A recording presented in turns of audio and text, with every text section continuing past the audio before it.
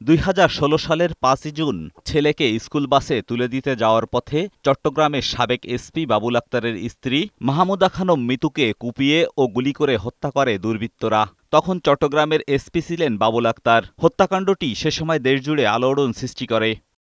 জঙ্গি বিরোধী অভিযানে কঠোর ভূমিকা পালন করায় বাবুল আক্তারের স্ত্রীকে জঙ্গিরা হত্যা করেছে বলে সে সময় ধারণা করেন অনেকে। হত্যার পরদিন বাবুল আক্তার নিজে বাদী হয়ে মামলা করেন। এরপর হত্যাকাণ্ড নিয়ে শুরু হয় নাটকীয়তা। সময় গড়ালে মামলার বাদী বাবুল আক্তার নিজেই হয়ে ওঠেন প্রধান আসামি। মামলার সন্দেহভাজন হিসেবে একাধিকবার জিজ্ঞাসাবাদ করা হয় বাবুল আক্তারকে। নিহত মিতুর পরিবারের সঙ্গে কথা বলেন তদন্তকারী কর্মকর্তারা। এক পর্যায়ে চাকরি ছাড়তে বাধ্য হন বাবুল। আলোচিত হত্যা মামলাটি শুরু থেকে চট্টগ্রামের ডিবি পুলিশ তদন্ত করে। 3 বছর তদন্তের পর চার্জশিট দিতে ব্যর্থ হলে 2020 সালে পিবিআইয়ের কাছে হস্তান্তর করেন আদালত। তদন্ত শেষে পিবিআই 2021 সালে এ মামলায় চূড়ান্ত প্রতিবেদন দেয়। একই দিনে বাবুল আক্তারের শ্বশুর সাবেক পুলিশ কর্মকর্তা মোশাররফ বাদী হয়ে পাঁচলাইশ থানায় হত্যা মামলা করেন। এ মামলায় বাবুল আক্তার সহ 8 জনকে আসামি করা হয়। মিতু হত্যার ঘটনায় 2021 সালের 12 মে বাবুল আক্তারকে গ্রেপ্তার করে পিবিআই। 2022 সালের 13 সেপ্টেম্বর বাবুলসহ 7 জনের বিরুদ্ধে আদালতে অভিযোগপত্র দেওয়া হয়।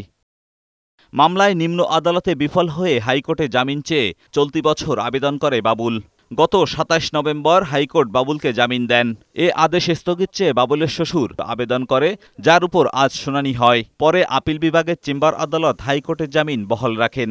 হাইকোর্ট ডিভিশন তাকে বেল দিয়েছিল, তার বিরুদ্ধে মিতুর বাবা একটি আপিল দায়ের করে। আপিলটি আজকে শুনানি হয়।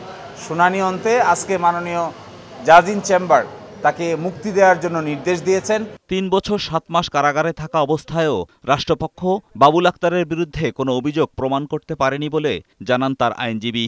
সুনির্দিষ্টভাবে বাবুল আক্তারের বিরুদ্ধে কোনো সাক্ষ্য প্রমাণ প্রসিকিউশন হাজির করতে পারেনি, অনেকটাই আন্দাজ এবং অনুমানের ভিত্তিতে। এবং আপনারা সবাই জানেন, যেদিন এই ঘটনা ঘটে সেদিন বাবুল আক্তার ঢাকায় ছিলেন এবং ঢাকায় র্যাবের হেলিকপ্টার দিয়ে তাকে চট্টগ্রামে নিয়ে যাওয়া হয়। সুতরাং তার ওয়াইফ কিলিংয়ের সঙ্গে সরাসরি জড়িত থাকার কোনো অভিযোগ তার বিরুদ্ধে আজ পর্যন্ত রাষ্ট্রপক্ষ হাজির করতে পারে নাই। তিনি জানান, এই মামলায় 91 জন সাক্ষীর মধ্যে 52 জনের সাক্ষ্য শেষ হয়েছে। তবে জুলাই আন্দোলনের পর থেকে আর কোনো সাক্ষী আদালতে সাক্ষ্য দিতে আসেননি। এজাজুল হক মুকুল, বৈশাখী সংবাদ, ঢাকা।